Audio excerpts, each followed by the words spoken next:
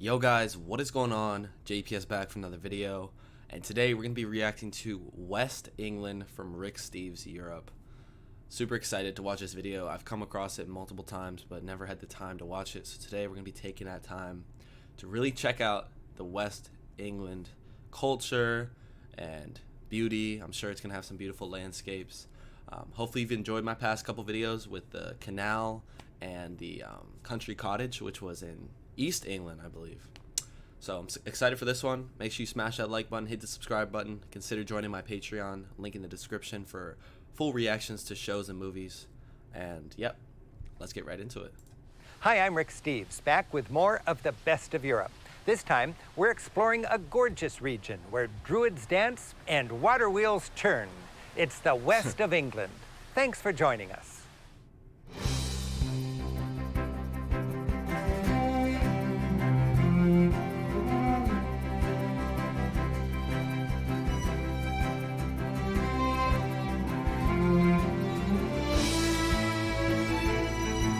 We'll definitely have to watch some of his other videos and explore more of Europe. Comment which ones I should check out.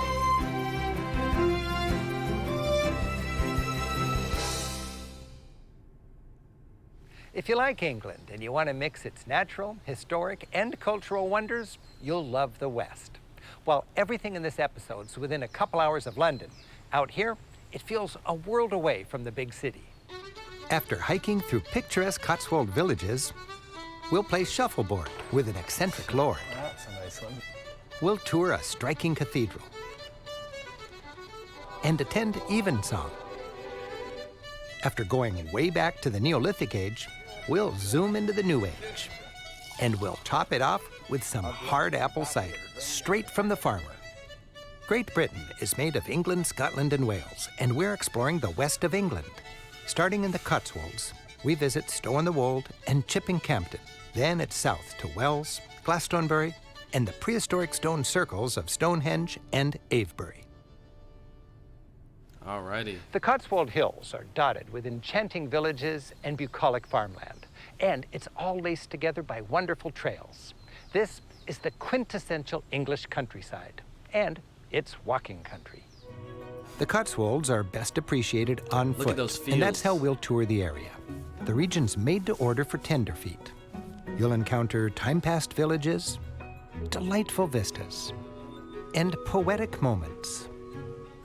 You'll discover hidden stone bridges, cut across fancy front yards, and enjoy close encounters with lots of sheep. The English love their walks and defend their age-old right to free passage. And they organize to assure that landowners respect this law too. Any paths found blocked are unceremoniously unblocked.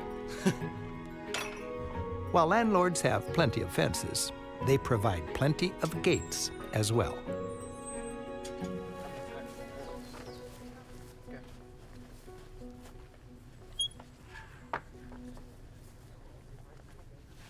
You'll encounter all sorts of gates on these hikes. This one's called a kissing gate.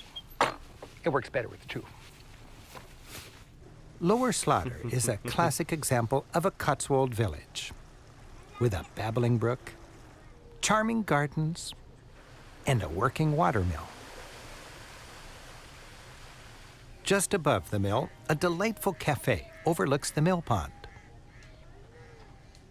As with many fairy tale regions in Europe, the present-day beauty of the Cotswolds was the result of an economic disaster. Wool was a huge industry in medieval England, and Cotswold sheep grew the very best. According to a 12th century saying, in Europe, the best wool is English, and in England, the best wool is Cotswold. It's a story of boom and bust, and then boom again. Because of its wool, the region prospered. Wealthy wool merchants built fine homes of the honey-colored local limestone. Thankful to God for the riches their sheep brought, they built oversized churches nicknamed wool cathedrals. But with the rise of cotton and the Industrial Revolution, the region's wool industry collapsed. The fine Cotswold towns fell into a depressed time warp, becoming sleeping beauties. Because of that, the region has a rustic charm. And that's the basis of today's new prosperity. Its residents are catering to lots of tourists, and the Cotswolds have become a popular escape for Londoners, people who can afford thatched mansions like these. In England, Main Street is called the High Street, and in Cotswold market towns, High Street was built wide, designed to handle thousands of sheep on market days. The handsome market town of Chipping Campden has a high street that's changed little over the centuries. Everything you see was made of the same finely worked Cotswold stone, the only stone allowed today. Roofs still use the traditional stone shingles. To make the weight easier to bear, smaller and lighter slabs are higher up. Stone A shingles, 17th century market hall with its original stonework from top to bottom intact marks the town center. Hikers admire the surviving medieval workmanship. You can imagine centuries of wheelings and dealings that took place under these very rafters. It's pretty cool. Continuing our walk, we come to the quaint village of Stanton. Travel writers tend to overuse the word quaint. I save it for here in the Cotswolds. A strict building code keeps towns looking what many locals call overly quaint. Village churches welcome walkers to pop in and enjoy a thoughtful break. This church probably sits upon an ancient pagan site. How do we know? It's dedicated to Saint Michael, and Michael, the archangel who fought the devil, still guards the door. Inside, you get a sense that this church has comforted this community in good times and bad. Pre-Christian symbols decorate the columns, perhaps left over from those pagan days. And the list of rectors goes way back without a break to the year 1269. Dude, this is so cool. I want to visit this. This church was built with wool money. In fact, they say generations of sheepdog leashes actually wore these. This video is so awesome, bro. I guess a shepherd took his dog everywhere, even to church. Throughout this region, a few of the vast domains of England's most powerful families have survived. The Cotswolds are dotted with elegant Downton Abbey-type mansions.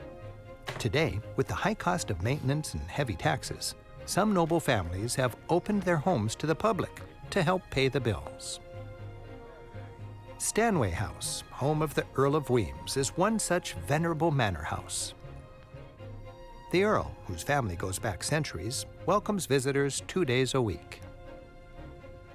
Walking through his house offers a surprisingly intimate glimpse into the lifestyles of England's nobility.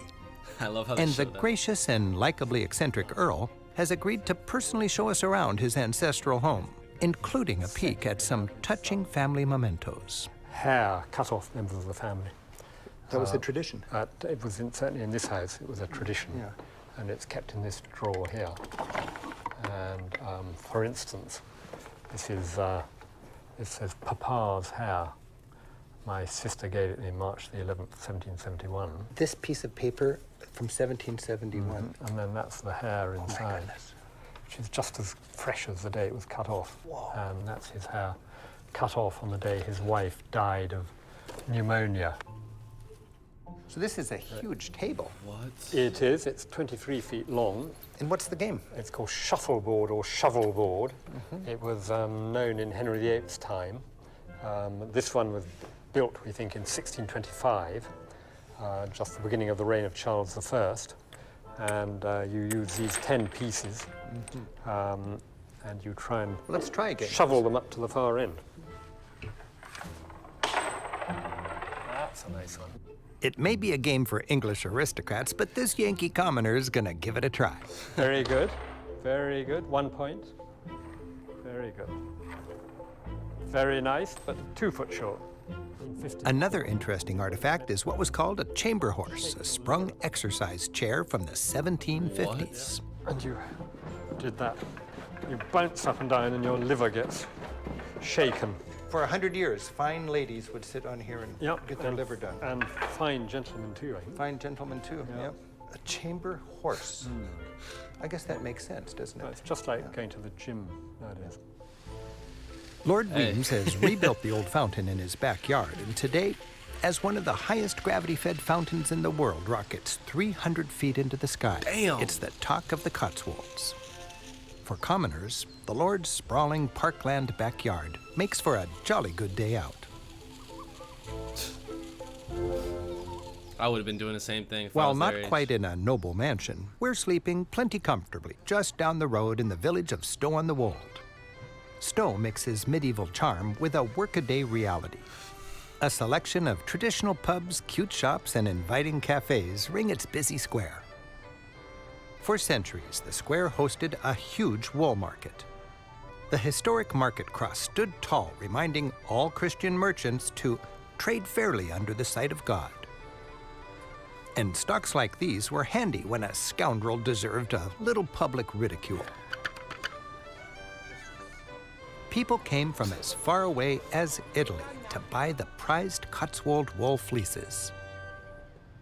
Wow, that's You can pretty- imagine, with 20,000 sheep sold on a single day, it was a thriving scene. The sheep would be paraded into the market down narrow fleece alleys like this. They were built really narrow because it forced the sheep to go single file so they could count them as they entered the market. And ever since those medieval market days, pubs have been the place to gather, enjoy a meal, and a pint of beer.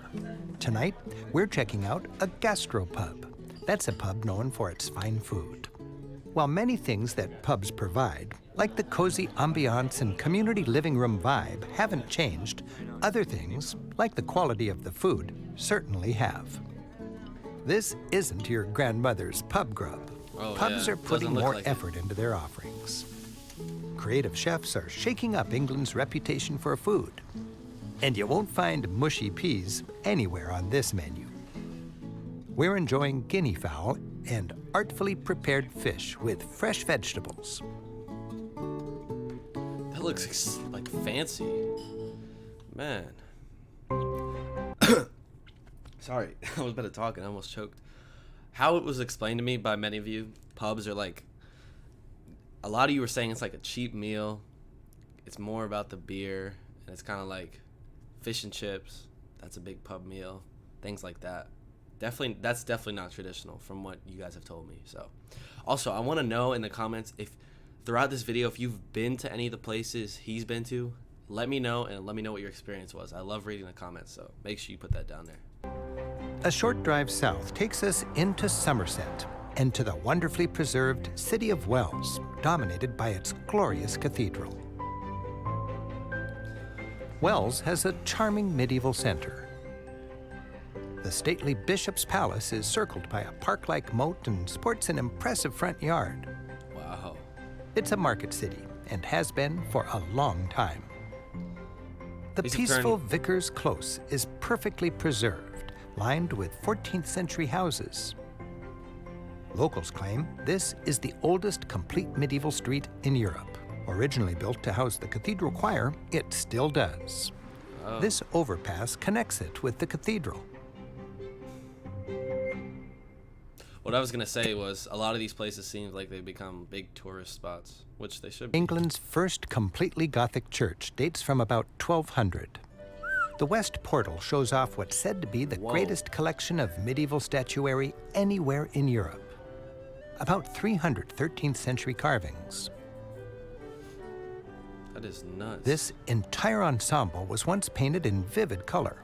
It must have been a spectacular welcome, a heavenly host proclaiming, "Welcome to worship." Stepping inside, you're struck by the unique and ingenious scissors arch. This hourglass-shaped double arch was added in about 1340 to bolster the church's sagging tower. Nearly 700 years later, it's not only still working, it's beautiful. How was that made in 1330? The chimes draw your attention to one of the oldest working clocks in the world, from 1392. The clock does its much-loved joust on the quarter hour. More medieval whimsy is carved into the capitals. This man has a toothache. Another pulls a thorn from his foot. And a farmer clobbers a thief so hard his hat falls off. And under glorious stained glass, you can enjoy the cathedral's evensong.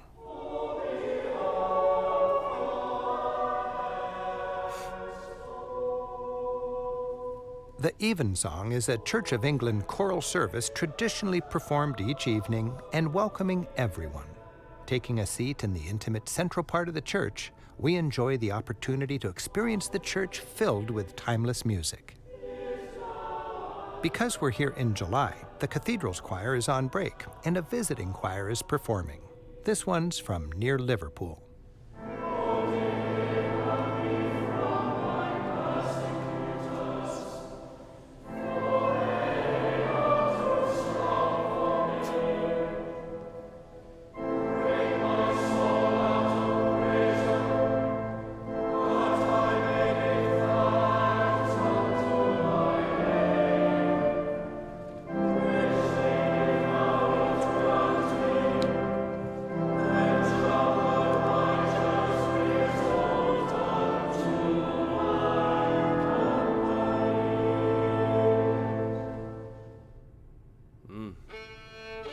The countryside around Wells is great for growing apples. And you can visit farms that brew the authentic hard cider, known around here as scrumpy. While cider is becoming more and more refined and popular, the traditional scrumpy still attracts a devoted crowd, especially here in Somerset. And at Land's End Cider Farm, Roger Wilkins is as old school as it comes. That's beautiful. His enthusiasm alone is intoxicating. Did your father make this same cider? My father did, but actually I learned it off my grandfather. The actual making of the cider is exactly the same now as my grandfather done it. All we do is crush them up, press the apples, the natural juice comes out, and the yeast is in the skin of the apple, so I don't put nothing at all in it. It's the purest drink you'll get. We head into the tasting room, which I'm guessing looks about the same as it did when Roger's grandfather ran the place. It's time to sample the pure apple taste of scrumpy, along with its 6.8 alcohol content. Ooh. I've heard when you drink scrumpy, you've got to be careful. Well, yeah, it can knock you about if you ain't used to it. No. Gallon a day to keep the doctor away. I've heard some pubs actually don't serve it because No, they won't. If you go in there, they'll serve you half a pint, right? And it's pure, so it's so pure that in the morning, no problem. No problem at all. No headaches, no hangovers, no nothing. That may be true, but after my tasting, I'm making sure my producer does the driving. Throughout England, the countryside is picturesque. Wow. And it hides a fascinating history. A history that goes back thousands of years to prehistoric times. Mysterious figures carved into hillsides. Curious man-made mountains. Ancient bridges. And legends that go back to Camelot and beyond. Glastonbury, a modest market town today, has long had a holy aura. It was a religious site back in the Bronze Age, that's about 1500 BC. It's also considered the birthplace of Christianity in England and the burial site of the legendary King Arthur. Centuries before Christ, this hill, called a tor, marked Glastonbury. For thousands of years, pilgrims and seekers have climbed it. Today, it's capped by the ruins of a church dedicated to Saint Michael. Remember, because St. Michael was the Christian antidote to paganism, it's a good bet this church sits upon a pre-Christian holy site.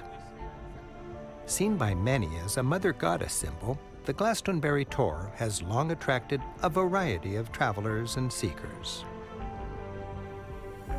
And the tour has a biblical connection as well. Dude, this... For centuries, pilgrims have come here to Glastonbury on a quest for the legendary Holy Grail. You see, Joseph of Arimathea, who was an uncle of Christ, was a tin trader. And even back in biblical times, Britain was well known as a rare place where tin could be mined. Considering that, Joseph could have sat right here with the chalice that Jesus drank from at the Last Supper in his satchel. Near the base of the hill is a calm and meditative garden built around a natural spring. According to legend, the Holy Grail lies at the bottom of the Chalice Well. In the past, people came here for physical healing. Today, seekers still come for healing, but it's more for a wellness of the mind and soul. England's first church was built here at the base of the hill next to the Chalice Well. Eventually, a great abbey was built on the site of that church. Mix the scant ruins of England's first church with the mystique of King Arthur and the Holy Grail. Add the hard work of a busy monastery, and by the 12th century, Glastonbury Abbey was the leading Christian pilgrimage site in all of Britain. It was huge, employing 1,000 people to serve the needs of its pilgrims. Damn. That's a lot. Starting to At its fall peak, apart a bit. Glastonbury Abbey was England's most powerful and wealthy. It was part of a network of monasteries that by the year 1500 challenged the king. They owned about a quarter of all English land. They had more money than the king. To King Henry VIII, abbeys like this were political obstacles. In 1536, he solved that by dissolving England's monasteries. He was particularly harsh on Glastonbury. He not only destroyed its magnificent church, but for emphasis, his men hung the abbot, displayed his head on the abbey gates, and sent his quartered body on 4 different national tours at the same time. Damn. Without its wealthy abbey, the town fell into a depression, but Glastonbury rebounded. An 18th century tourism campaign, with thousands claiming that water from the Chalice Well actually healed them, put Glastonbury back on the map. Today, Glastonbury and its mysterious hill are a center for searchers, popular with those on their own spiritual quest. Part of the fun of a visit here is just being in a town where goddesses go for their conventions, where every other shop has a New Age focus, and where alternative is the norm.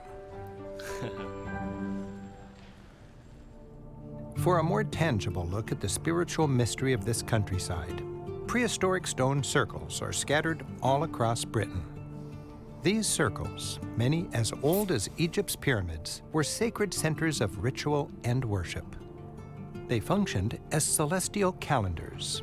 5,000 years ago, locals could tell when to plant and when to party, according to where the sun rose and where the sun set. It still works that way today. At the Avebury Stone Circle, you're free to wander among 100 stones. Visitors ponder the cohesive ensemble of ditches, mounds, and megaliths, the work of people clearly on a mission from thousands of years ago. The huge circle, while cut in two by a busy road and so big it contains a village, retains its allure and wonder.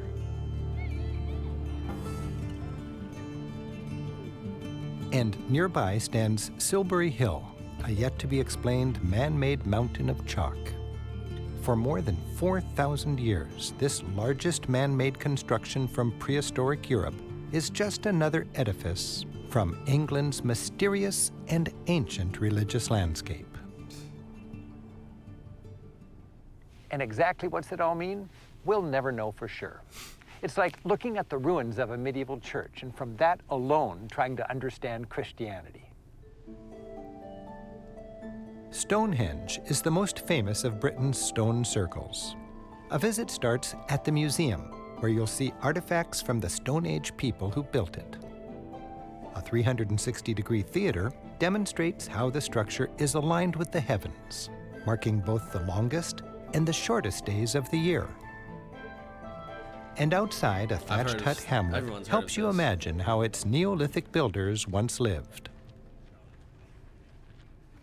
Huge stones like this replica were quarried, carved, and then moved for many miles, some of them from as far away as Wales, 200 miles to the west.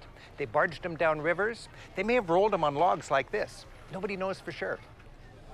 How? After this introduction, a bus shuttles you to the site. To the stones. Visitors are in awe as they ponder the continuously debated purposes and meaning of Stonehenge. The major stones were erected at the end of the Stone Age, just before the advent of metal tools. It's amazing to think that some of these cross stones have been in place for 4,500 years. Whatever its original purpose, Stonehenge still functions as a celestial calendar. Even in modern times, the sun rises on the longest day of the year in just the right spot, and it retains its powerful sense of wonder over those who gather. For over 4,000 years in a row, this ensemble of stones, so artfully assembled, has silently done its duty. And no one's tried to move them, or I wonder what happens to them. Why here, and for what purpose? These questions, along with many more about Stonehenge, remain shrouded in mystery. But there's no mystery at all about the fact that this part of England is a fascinating region to explore. Thanks for joining us. I'm Rick Steves. That was it? Until next time, keep on traveling. Oh, damn. Ah, you've got a big one. Oh, you. There you go. You read on there? Considering that, Joseph could have sat right here with the...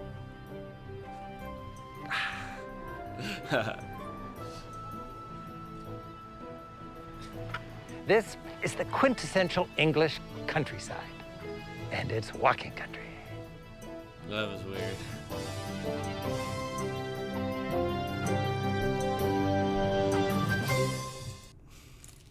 Alrighty.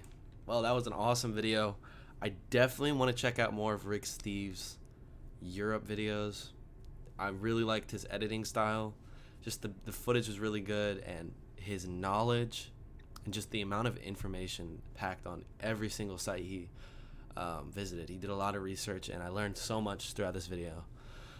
So I really enjoyed it. Let me know which video I should watch next. I'm pretty sure he has a bunch of videos touring places all over Europe, and probably some more across the UK, so definitely need to check those out. But yeah, thank you all so much for watching. Hope you have a great weekend. Smash that like button, smash the subscribe button, and I'll catch you in the next one.